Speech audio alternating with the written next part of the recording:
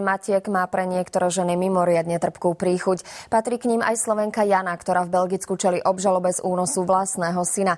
Aby toho nebolo málo, pomaly stráca aj kontakt s dcérkou, od ktorej ju otrhla manželova rodina.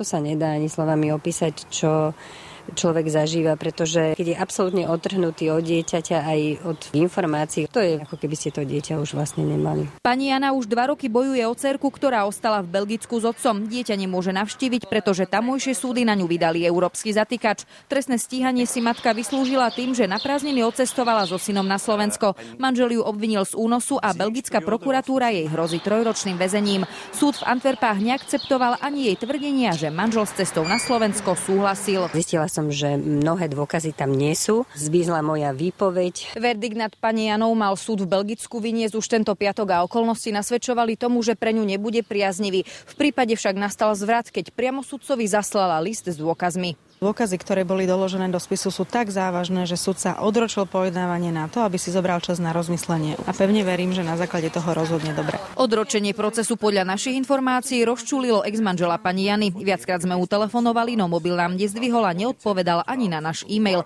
V belgickej televízii však trval na tom, že žena mu syna vzala proti vôli. Na otázky nám neodpísali ani zo súdu. K prípadu sa vám môže vyjadriť len samotný sudca, ktorý má na starosti komunikáciu s verejnosťou, ale až po rozsudku. Únosy detí vlastnými rodičmi si jednotlivé európske krajiny vysvetľujú rôzne. U nás sa rodičovského únosu dopustí ten rodič, ktorý neoprávnene odníme dieťa z opatrovania druhého rodiča. O tom, či odňatie bolo skutočne aj protiprávne, rozhoduje sudca od prípadu k prípadu. Konanie pani Jany napríklad súd v Bratislave nepovažoval za trestné. Stíhanej matke by pre začiatok stačilo aspoň to, aby Belgičania zrušili európsky zatýkač. Len tak totiž môže vycestovať do krajiny a svedčiť pred súdom. Julia Pavluvová, televízia Joj.